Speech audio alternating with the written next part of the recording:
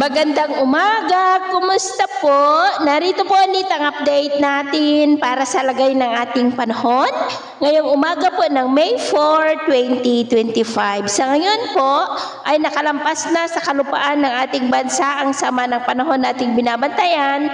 Patungo na po dyan sa may West Philippine Sea, nasa kanluran na po ng Palawan, pero nagdudulot pa rin yan ng mga pag-ulan, lalo na po sa may Palawan. Samantala mula sa kumpol ng Kaulapan, dito sa silangan ng Mindanao ay may nagbabanta ulit na panibagong banta ng sama ng panahon na maaaring mapuo anytime na banta naman sa Eastern Visayas at Bicol region bago ulit mag-weekend.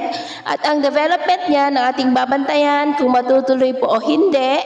At ito nga pinapakita ng forecast model na ating ginagamit hanggang po sa susunod na 2 linggo. At sa lagay ng ating panahon, ngayong madaling araw ay may cloudy skies with isolated rain sa coastal areas ng Aurora, ilang bahagi ng Metro Manila, Pangasinan, Laguna, Batangas, ilang bahagi ng Quezon, Bicol Region, Mimaropa, Capiz, Cebu, Leyte, Samar Provinces, ilang bahagi ng Caraga, Davao Region, Holosulu at Tawi-Tawi. At mamaya po ay sisikat naman ng araw sa malaking bahagi ng ating bansa. Mainit at malinsangan muli ang panahon pero may tsansa pa rin ng cloudy skies with isolated rain sa ilang bahagi ng Quezon, Batangas, Catanduanes, Mindoro Provinces, Palawan, Marinduque, Romblon, Samar Provinces, Bislig, Holosulu at Tawi-Tawi.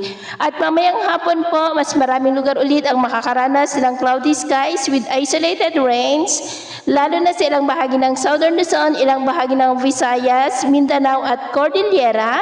Kaya mag-ingat po tayo dahil posible pa rin ang mga banta po ng mga pagbaha at pagguho ng lupa.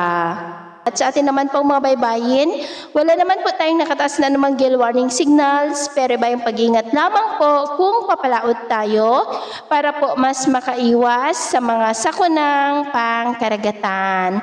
So, ito muna ang latest update natin sa araw na ito. At ako po muli si James na nagsasabing sa kahit na pagsubok po na darating sa ating buhay, huwag na huwag po tayong mawawalan ng pag-asa. Thank you and God bless!